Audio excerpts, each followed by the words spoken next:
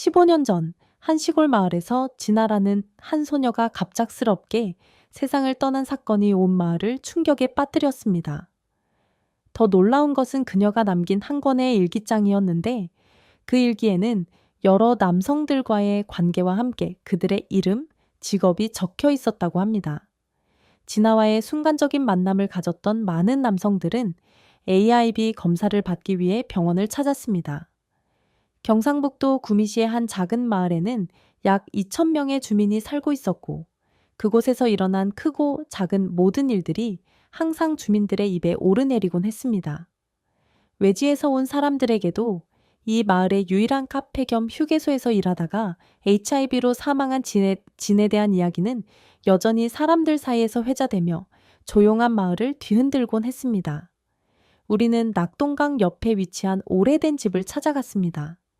그곳은 진아가 생애 마지막을 보낸 집이자 한때 카페이자 손님들을 위한 특별한 서비스가 제공되던 곳이었습니다.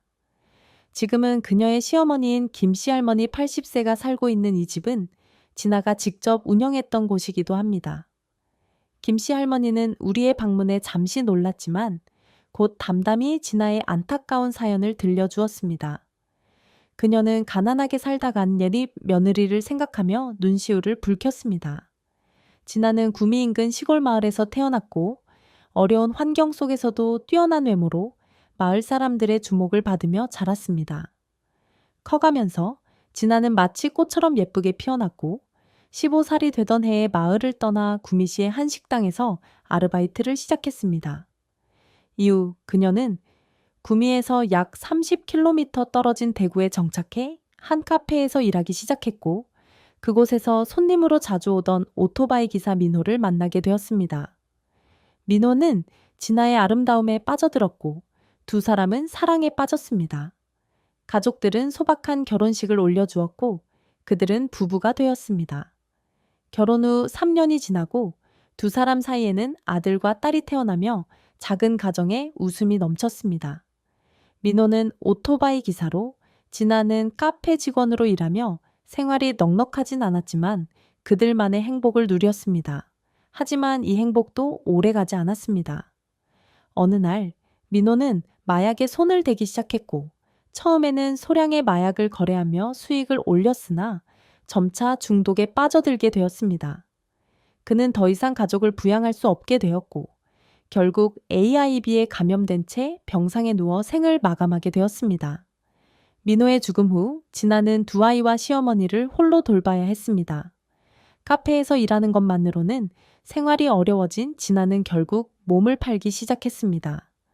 비록 결혼하고 아이가 있는 여성이었지만 여전히 아름다운 외모를 가진 그녀는 많은 남성들에게 유혹의 대상이 되었습니다. 이 사건은 작은 마을과 주변 지역 전체를 술렁이게 했습니다. 남편을 잃은 여성 진아와 관계를 맺은 적이 있는 남편들이 불안해하며 초조해하는 반면 아내들은 남편들의 태도를 예리하게 관찰하며 혹시 병을 옮겨왔을까 걱정하기 시작했습니다. 믿기 힘든 이야기였지만 사람들 사이에서는 진에 관한 소문이 끊이지 않았습니다. 결국 지역 당국이 나서서 사람들을 안심시키기 위해 진정시키려 했습니다. 게다가 진아가 생애 마지막을 보내고 있을 때 사람들은 그녀가 한 권의 비밀 일기를 남겼다는 소문을 퍼뜨렸습니다. 그 일기에는 그녀와 관계를 맺은 남성들의 이름, 직업, 날짜와 시간을 포함해 그들이 보호장치를 사용했는지 여부까지 상세히 기록되어 있다고 했습니다.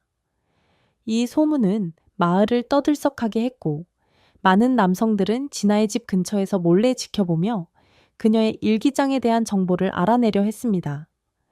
경찰이 조사에 착수하자 진아는 씁쓸하게 웃으며 그녀가 가지고 있는 일기장은 단순히 자신이 소중히 간직한 기억일 뿐이라고 말했습니다.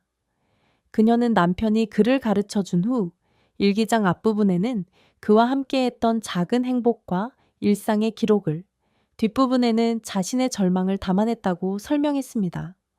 진아의 말이 사실임이 밝혀지자 사람들은 안도했지만 그동안 수많은 이들이 자신의 이름이 포함되어 있을까 걱정했던 터라 많은 이들이 후련해하며 사건을 잊으려 했습니다. 구미시 보건소의 김재훈 씨는 진아가 처음 병원에 입원하던 날 한 젊은 남성이 HIV 상담을 받으러 왔던 기억을 떠올렸습니다.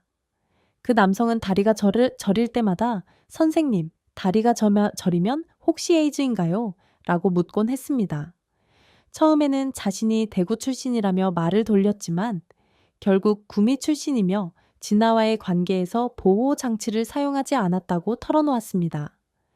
김 씨는 검사를 진행했고 결과는 음성이었습니다. 결과지를 받자마자 그는 기쁨에 찬 얼굴로 병원을 떠나며 감사 인사도 잊어버렸습니다. 김 씨는 또 다른 사례를 이야기해 주었습니다. 한 남성이 다가올 결혼식을 앞두고 불안감에 휩싸여 AIB 검사를 받으러 왔습니다. 그는 한 번 커피를 마시러 갔다가 진아와 관계를 맺었으며 진아가 자신에게 병을 옮길 수 있다고 경고했음에도 불구하고 만취한 상태에서 그 경고를 무시했다고 고백했습니다. 진아가 병으로 사망하게 되었다는 소식을 듣고 나서야 그 남성은 후회하며 검사를 받게 된 것이었습니다. 그 당시에 구미 보건소에서는 약 30명의 남성이 HIV 상담과 검사를 받기 위해 다녀갔으며 대부분이 진아와의 관계를 언급하지 않았지만 다들 보호 장치 없이 관계를 가졌다고 했습니다. 또한 인근 대구병원에서도 진아의 사망 전후로 상담 요청이 급증해 하루 평균 3명에서 4명이 상담을 받으러 왔습니다. 모두가 진아와의 직접적인 관계를 숨기려 했지만 그녀의 죽음과 소문난 비밀 일기는 많은 이들에게 두려움을 안겨주었습니다. 진아가 세상을 떠난 후 그녀의 어린 두 자녀는 중학교와 고등학교를 다니며 힘겹게 성장해 나가고 있습니다. 아이들은 부모님의 과거와 마을 사람들의 부정적인 시선 속에서도 꿋꿋하게 살아가며 미래를 꿈꾸고 있습니다. 아이들이 앞으로 당당하게 성장하여 사람들의 편견을 이겨내고 스스로의 삶을 살아가기를 바랍니다. 이 이야기를 들으신 후 여러분은 어떤 생각이 드시나요? 여러분의 의견을 댓글로 남겨주시길 바랍니다. 좋아요와 구독 버튼을 눌러주시면 다음 시간에 다시 찾아뵙겠습니다. 시청해 주셔서 감사합니다.